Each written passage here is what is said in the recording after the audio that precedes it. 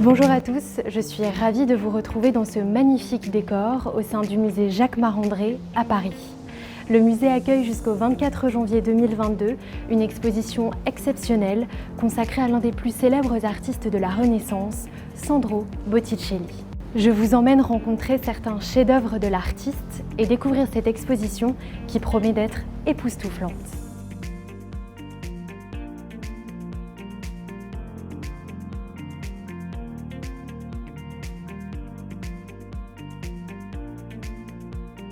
L'exposition retrace l'évolution stylistique de Sandro Botticelli.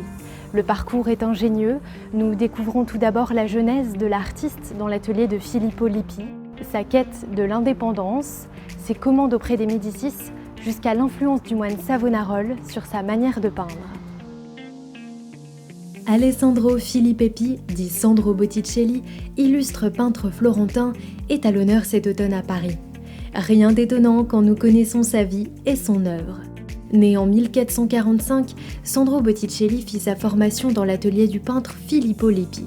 Les œuvres exposées au musée Jacques-Marandré témoignent de l'apprentissage de l'artiste à la peinture de chevalet auprès de son maître en se concentrant sur une thématique singulière, la Vierge à l'enfant.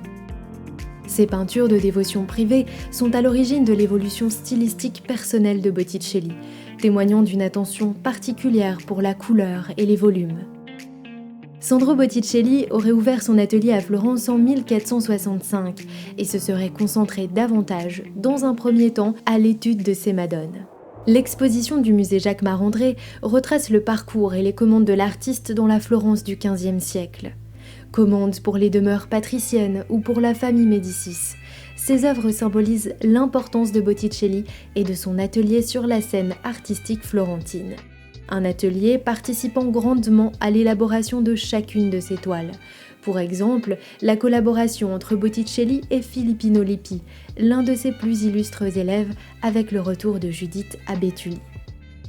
L'exposition retrace également l'une des compétences de l'artiste en tant que portraitiste.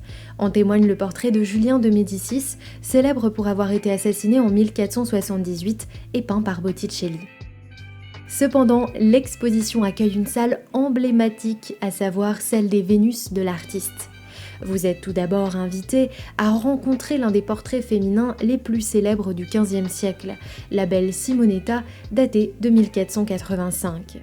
Considérée comme l'une des plus belles femmes de Florence, elle fut la muse de l'artiste à tel point que son visage nous est familier et est célébré par le peintre dans bon nombre de ses toiles. Ce portrait va de pair avec les grandes scènes mythologiques peintes par Botticelli au cours des années 1480.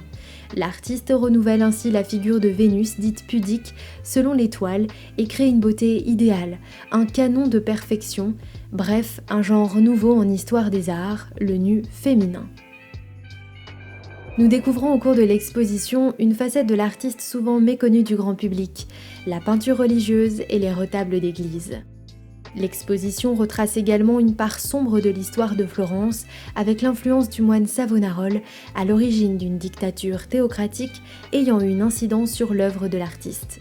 Je ne vous en dis pas plus, mais vous invite à découvrir l'exposition qui se tiendra au musée Jacques-Marandré jusqu'au 24 janvier 2022.